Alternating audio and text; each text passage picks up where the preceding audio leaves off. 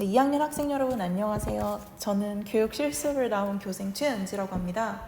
저는 지금 홍대 역사교육과에 재학 중이고 오늘 여러분들과 역사 수업을 같이 하게 되었어요. 반갑습니다.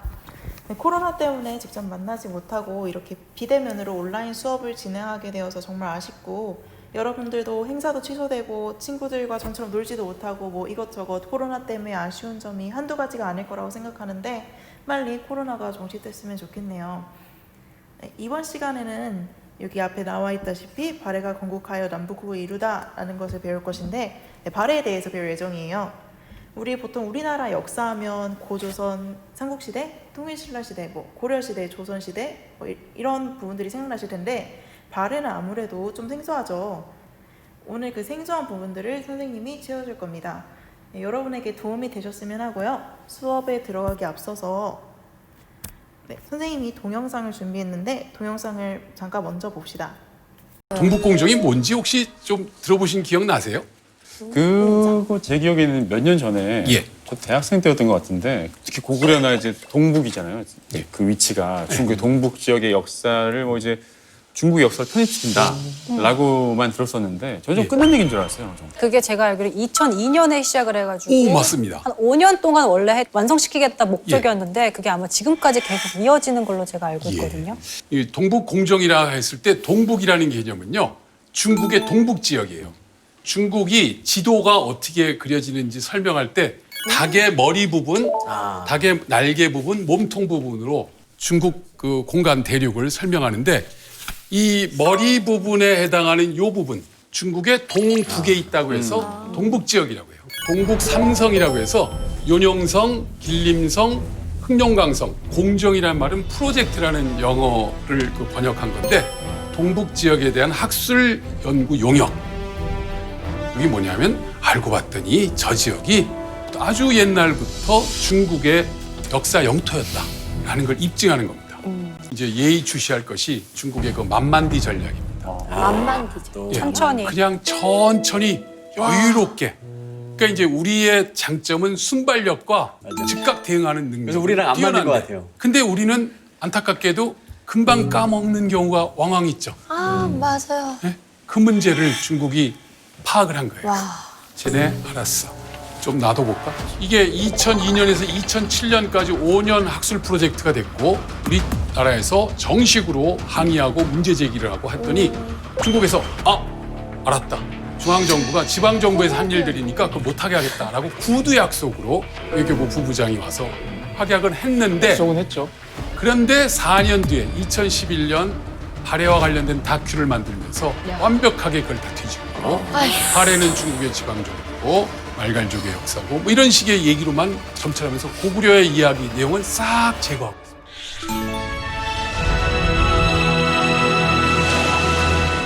7世纪的时候，粟墨墨赫强大。唐宣宗时，曾经封他的首领大作荣为渤海郡王。一个最高军政机构，大作荣史书记载其骁勇善用兵。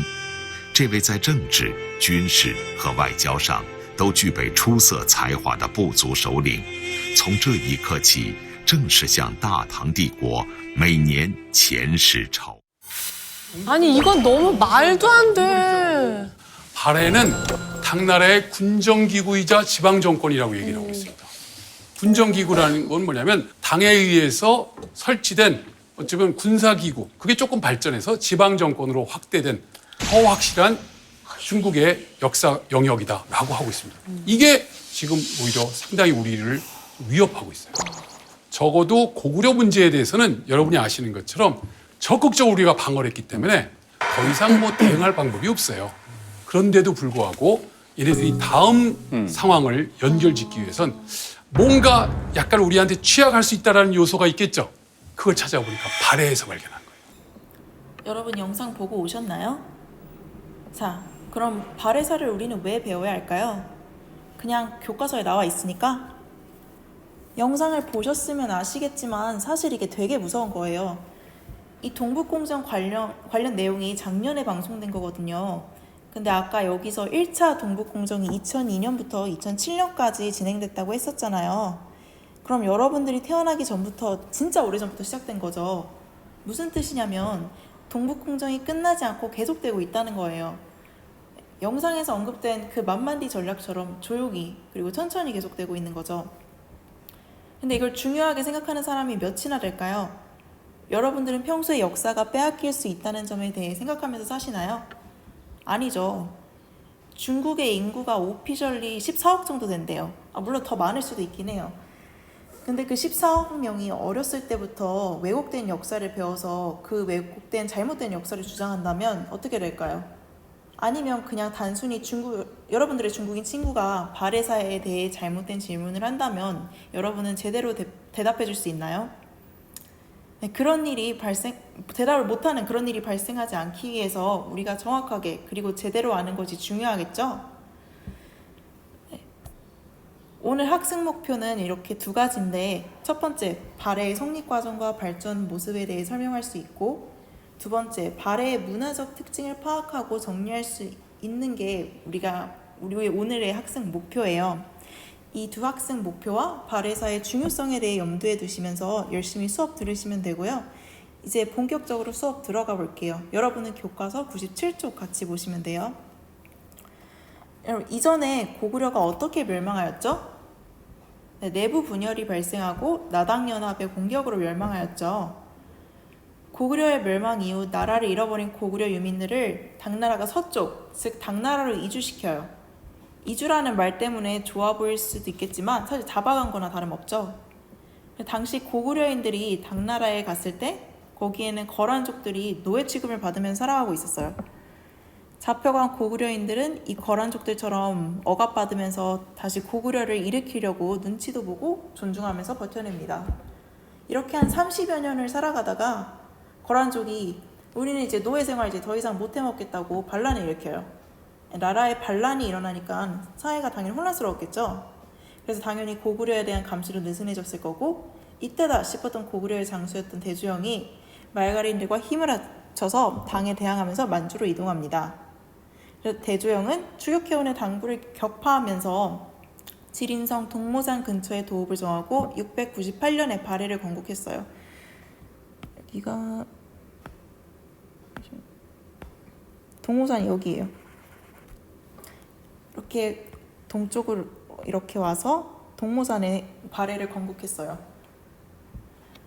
아무튼 이렇게 발해가 생겨났습니다. 발해가 건국됨으로써 우리나라 역사는 남쪽의 신라와 북쪽에 여기 발해가 이렇게 양립하는 남북국의 형세를 이루었으며, 동아시아 전체로 보자면 당, 발해, 신라, 일본이 이렇게 공존하는 정세가 성립되었어요. 발해는 고려 유민과 말가린으로 구성되어 있었는데 말가린들이 다수를 차지했었어요. 왜냐하면 아까 고구려 유민들이 만주 지역으로 도망갔다고 했었잖아요. 만주 지역에는 원래 말가린들이 살고 있었어요. 그러니 말가린들이 살고 있던 곳에 대주영이 나라를 세운 셈이죠.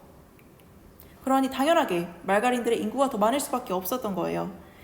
도망온 고구려인들의 수도 매우 많지 않았던 점도 있었고요. 이렇게 소수의 고구려인들과 다수의 말가린들로 구성되었지만 발해는 명백히 고구려 유민을 중심으로 건국되었고, 그렇기에 고구려인이 지배층의 핵심을 이루었으며 말갈족들은 피지배층 계층이 되었답니다. 그래서 당연스럽게도 고구려 계승의식이 강할 수밖에 없었겠죠. 발해 지배계층이 이루던 성씨에도 대씨와 고씨가 가장 많았었는데, 이 사실은 발해가 고구려인을 중심으로 운영되었음을 보여줘요. 대씨는 당연히 대주영의 후예들이겠죠. 그럼 고씨는 그리고 고구려를 생각하시면 돼요. 이거 드립이 아니라 진짜로 고주몽의 고씨라서 고구려 왕족들의 후예들의 성씨인 거예요. 한편 발해는 인한, 대응 등의 독자적인 연호를 사용하면서 대외적으로 자신들은 당과 다르고 대등하다는 것을 강조하기도 하였어요. 여러분 97쪽 교과서 아래 자료실 섹션을 보시면 구당서, 유치국서, 발해가 일본에 보낸 국서 등 여러 자료들을 통해 발해가 고구려를 계승했다는 것이 증명되고 있어요. 여기 고려 국왕이라고 나와 있는데 이게 보이시나요? 네, 고려 국왕이라고 나와 있는데 당시 고구려를 고려라고도 불렀어요. 장수왕이 국호를 고려로 변경하고 고구려 멸방 때까지 고려로 쓰였지만 현재가 우리가 아는 그 왕건의 고려가 나오면서 이 둘을 구분하기 위해 고구려라고만 부르고 있는 거예요. 그러니까 갑자기 웬 고려가 등장하지? 하면서 헷갈려하지 마시길 바랍니다. 네, 이제 발해의 성장과 발전에 대해서 알아볼게요. 첫 번째 왕이었던 대조영 다음으로 그의 아들인 이대왕이었던 무왕이 등장합니다. 여러분, 왕의 이름은 왕이 죽은 후에 왕의 업적으로 후대 사람들이 이름을 짓는데 여기 한자, 호반, 무자가 들어갔어요. 무력이라는 단어도 이 무자를 쓰거든요. 이름에서부터 싸움을 어마어마하게 한 왕이라는 걸 알 수 있겠죠? 완전 쌈본 재질이었어요. 무왕이 뭘 했냐? 북만주 일대로 영토를 넓히면서 승승장구했는데 발해의 세력이 이렇게 점점 확대되자 당나라로서는 당연히 긴장될 수밖에 없겠죠. 네, 그래서 당은 신라와 흑수 말갈을 이용해서 발해를 견제했어요. 흑수 말갈은 말갈족의 한 부족인데 다른 말갈족들이 다 발해에 합류하거나 포섭될 때 교류를 하긴 했지만 그래도 혼자만 제대로 포섭되지 않고 좀 독자적인 길을 걷던 친구였어요. 흑수 말갈족이라 이름부터 약간 좀 뭔가 쎄하지 않아요?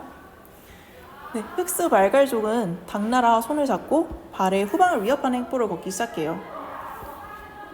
여기 위에 있고 당나라가 왼쪽에 있잖아요. 이렇게 옆으로 하면 약간 몰리는 것처럼 보이죠. 그래서 발해가 당황을 할 수밖에 없겠죠.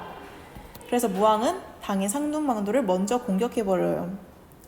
그리고 동생을 시켜 흑수 말갈을 공격하도록 하였고 이로 인해서 흑수 말갈은 발해에 복속하게 됩니다.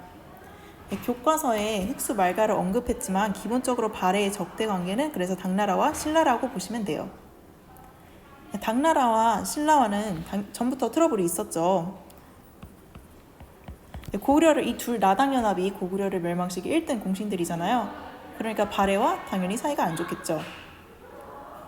당나라의 견제에 맞서서 무왕은 여기 위에 돌궐이 있는데 돌궐 그리고 일본과 친선 관계를 맺어 당과 친선을 견제하는 모습을 보였습니다. 돌궐을 이렇게 생각하시면 쉬운데 돌궐이 삼국시대부터 고구려와 친했고 발해는 고구려를 계승했다고 했죠. 그래서 발해와 돌궐이 친구인 거라고 생각하시면 돼요. 그리고 백제와 일본도 서로 교류하고 친했었잖아요. 그래서 백제는 고구려와 친선 관계였죠. 그래서 이어서 발해와 일본도 친구인 걸로 돌궐로 당나라를 견제하고 일본으로 신라를 견제하려는 그런 전략이었어요. 여러분들 이렇게 말하면 뭔가 헷갈릴 것 같아서 제가 직접 적어볼게요. 여기가 발해고 위에가 돌궐, 얘가 당나라, 그리고 여기가 신라, 여기에 일본이 이렇게 있는데 이렇게 적대 관계였고 이렇게 친선 관계였던 거예요. 이렇게 보시면 다들 이해하시겠죠? 여러분 이렇게 보통 붙어있는 나라들끼리 대부분 사이가 안 좋잖아요. 뭐 우리나라랑 중국 안 좋은 것도 그렇고 우리나라랑 일본 안 좋은 것 사이가 별로 좋지 않은 것도 그렇고 좀 떨어져 있어야 사이가 좋겠죠? 그래서 이 점도 생각하면서 외워주시면 돼요. 원래 서로 붙어있으면 무슨 이유가 생겨서라도 직접적으로 부딪히더라고요. 그래서 저도 엄마랑 같이 살 때 되게 싸우고 그랬는데 지금은 떨어져 살거든요. 그래서 떨어져 사니까 사이가 되게 좋아졌어요. 네, 아무튼 자 그럼 이제 발해가 항상 이렇게 적대 관계였었잖아요. 초반에. 그럼 발해가 항상 당나라와 적대 관계를 맺고 있었냐고 묻는다면 그건 아니에요. 근데 아시다시피 당은 굉장히 센 나라잖아요. 근데 사이가 계속 안 좋으면 결국 계속 충돌하게 될 테고 그럼 발해의 국력도 손실이 생기겠죠.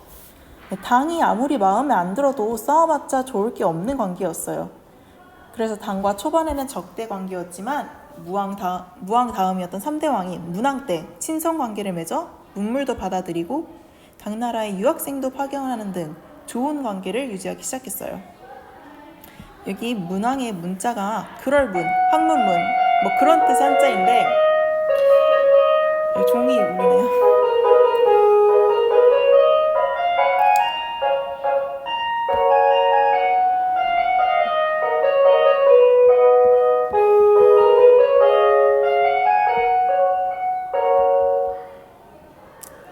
근데 문왕의 문자가 그럴문, 항문문 그런 뜻의 한자인데 무왕 때 영토를 넓히면서 세력을 확장했다면 문왕 때는 이제 내부적으로 기반을 다지고 외교 관계에 힘썼다고 생각하시면 될 것 같아요.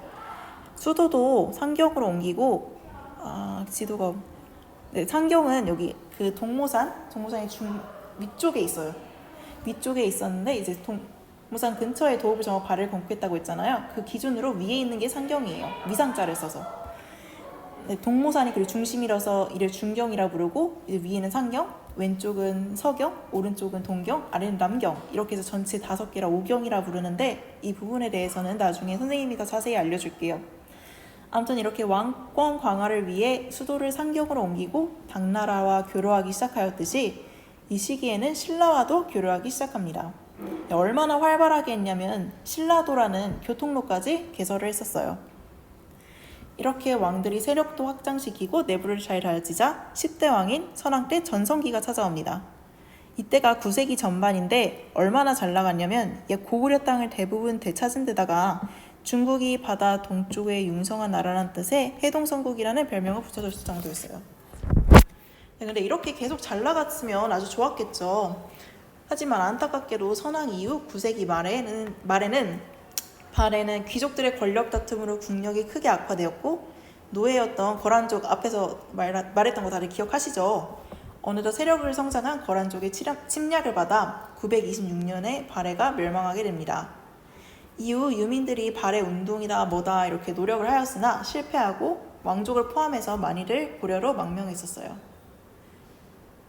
네, 여기까지 다들 다 이해 가셨죠? 그러면 이제 발해 통치 제도에 대해서 배워봅시다. 네, 정치도 나오고 조직도 나오고 이제 어렵다고 생각하실 수 있는데 그렇지 않아요. 정말 심플하고 핵심 키워드를 기억하고 이해만 잘 하시면 돼요. 네, 발해의 중앙 정치 기구는 삼성 육부로 조직되어 있었어요. 이 삼성 육부는 원래 당나라에서 먼저 운영하고 있던 제도였는데 발해가 보기에는 이게 괜찮아 보였나 봐요. 그래서 이걸 받아들여서 발해도 조직한 거죠. 그런데 그렇다고 복붙해서 당나라랑 똑같이 했다는 건 아니고 운영 방식과 명칭을 당나라와 다르게 하면서 독자적인 발해 스타일로 재구성했었어요. 여기 조직도를 보면 알겠지만 왕 아래 정당성, 선조성, 그리고 중대성 이렇게 있는데 당나라는 중대성 중심으로 운영되었다면 발해는 정당성 중심으로 운영이 됩니다. 정당성은 귀족의 합의기구, 즉 회의기구였고 발해의 중요한 일들을 다 여기서 결정했었어요. 그러면 발해가 정당성 중심으로 운영이 되었으니 그 아래에 있는 육부는 어디에 있었을까요? 근데 육부는 당연히 정당성 아래에 속해 있었겠죠? 육부는 정당성 아래에서 행정실무를 담당했었어요. 육부가 대체 뭐야 하고 이해하기 어렵다 싶으면 그냥 지금의 교육부, 법무부, 외교부 같은 부서들이라고 생각하시면 돼요. 대신 기억하셔야 될 게 육부 앞에 여기 이렇게 충, 인, 의, 지, 예, 신 뭐 이렇게 글자가 붙었잖아요. 이거는 유교 덕목들을 사용한 명칭이에요. 왜냐하면 발해는 유학을 되게 중시했던 나라였거든요. 그래서 정치 기구에 이렇게 유교의 덕목들을 사용하여 이름을 지었습니다. 자, 그럼 발해의 지방은 어떤 식으로 조직되었는지 한번 알아볼까요? 발해 지방은 5경, 15부, 62주로 조직되어 있었어요. 5경은 5개의 수도를 의미해요. 앞에서 5경 제가 말씀드렸었죠. 왜 이렇게 5개의 수도를 만들었냐면 넓은 땅을 전략적으로 잘 다스리기 위한 것이에요. 발해 아까 보시면 엄청 컸죠. 막 신라의 2배 정도? 아무튼 엄청나게 컸는데 당연히 수도가 하나면 이렇게 수도에서 저기 먼 지방까지 되게 멀고 힘들 거 아니에요. 그래서 5개의 수도를 만들어서 이렇게 5경이라고 하였습니다. 자, 이제 넓은 땅을 전략적으로 잘 다스리기 위해서 5경을 만들었는데 이것을 잘 운영하기 위해서는 커뮤니케이션이 잘 되어야겠죠. 그래서 5경을 연결하는 교통망, 그러니까 도로망이 잘 연결되어 있었어요. 그리고 5경 다음으로 15부. 15부는 또 주와 현으로 나누어졌는데 여기에 지방관을 파견했어요. 가장 작은 행정구역을 그리고 촌락이라고 불렀는데 촌락은 대부분 말갈린들로 구성되어 있었습니다. 근데 이건 당연한 거예요. 앞에서 제가 뭐라고 했죠? 발해는 원래 말가린들이 살던 지역에 세워진 거라고 설명했었죠. 그러다 보니 어딜 가도 말가린들일 수밖에 없었겠죠. 원래 말가린들이 살던 곳이니까요.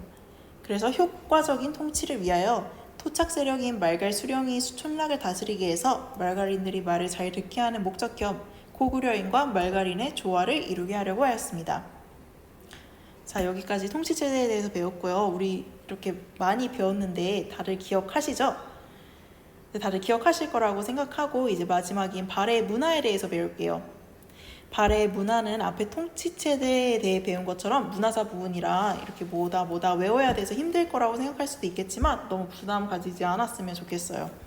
이것도 사실 그렇게 외우는 것도 있지만 이해하는 부분도 있어서 외우면서 이해하고 그러면 되게 쉽게 받아들이실 수 있다고 생각합니다. 네, 발해는 선생님이 고구려 문화를 계승했다고 하였죠. 그래서 발해는 고구려 문화를 기반으로 당의 문화를 수용하고 그런 복합적인 문화 형식을 보였어요. 당나라 문화 플러스 고구려 문화의 그런 독자적인 발해 스타일을 만들었던 거죠. 네, 그리고 이 발해 수도는 상경이었잖아요. 이 상경은 당의 장안성을 모방하여 건설하였었는데 이 상경에서는 고구려 문화를 이어받은 온돌장치, 토기, 기와 등이 발견되었어요. 비록 수도는 장안성을 모방하여 건설하였지만 여기에 발견된 유물들이 고구려 문화를 이어받은 유물들이었기에 역시 아까 말했듯이 당나라와 고구려의 문화가 섞였다는 것을 알 수 있겠죠. 여기 사진 보시면 고구려와 발해 기와 그리고 고구려와 발해 토기 그리고 발해 온돌이 보이는데 기와를 보시면 양식이 비슷해 보이죠? 이 토기도 손잡이가 있는 것으로 보아 고구려와 발해 토기는 비슷하게 생겼다고 볼 수 있고요. 그리고 발해 온돌은 왼쪽이 고구려 벽화 속 온돌 구조로 보이는 주방도고 오른쪽은 이제 발해에서 발견된 온돌 유적이에요. 왜 온돌은 여기 중요합니다. 되게 왜 중요하냐면 온돌은 우리나라에서만 사용된 독자적인 그런 난방 시설이었기 때문에 발해에서 온돌 유적이 발견되었다는 것은 당연히 우리나라의 문화를 계승했다는 증거죠. 그래서 온돌은 굉장히 중요한 증거입니다. 자, 다음을 보시면 이제 묘 두 개가 보이는데 이 두 묘는 발해의 대표적인 고분이에요. 하나는 정의공주묘, 두 번째는 정효공주묘인데 정혜공주는 문왕의 둘째 딸, 그리고 정효공주는 문왕의 넷째 딸이었어요. 네, 그럼 정혜공주의 묘부터 살펴볼게요. 여러분 고구려의 가장 대표적인 무덤 양식 뭔지 아시나요? 네, 굴식 돌방 무덤 양식이죠. 이 굴식 돌방 무덤 양식과 그리고 천장은 모주림 천장 구조를 가지고 있었어요. 모주림 천장이 뭐냐면 여기 사진을 보면 아시다시피 이렇게 사각형이 이렇게 격자식으로 저 수학을 그렇게 잘하지 못해서 모르겠는데 이렇게 사진을 보면 이렇게 겹쳐서 막 이렇게 되어 있죠. 네, 이것을 모주림 천장 구조라고 해요. 이렇게 굴식 돌방 무덤과 모주림 천장 구조가 합해져서 둘 다 고구려 문화의 영향을 받았기 때문에 정혜공주의 묘는 고구려 고분의 영향을 받았다고 할 수 있겠죠. 네, 그 다음 정효공주의 묘는 벽돌 무덤 양식을 썼는데 이 벽돌 무덤 양식은 당나라 문화였어요. 그리고 그 다음 여러분들이 여기 벽화 사진을 보실 수 있으시죠? 이 벽화 또한 당나라 영향을 받은 벽화였어요. 자, 이렇게 보면 정효공주 묘는 당나라의 영향을 받은 무덤이다라고 생각하실 수 있겠지만 천장은 평행 고인 구조를 보여요. 사진을 보면 위에 이렇게 선이 보이는데 이게 평행을 이루고 있죠. 이것을 평행 고인 구조라고 부르는데 이것은 고구려 양식이었어요. 그래서 벽돌 무덤 양식과 벽화는 당나라의 양식이었고 천장은 고구려 양식이라 당과 고구려 양식이 혼합된 묘가 바로 정효공주의 묘예요. 자, 다음 발해는 앞서서 말했지만 유학을 중시했다고 했죠. 유학을 중요시하여 통치 이념에도 반영하였다. 어떤 통치 이념에도 반영하였는지 기억하시나요? 네, 삼성 육부였죠. 유학을 중요시할 삼성 육부의 이제 명칭을 유교의 덕목을 사용하였다고 하였죠.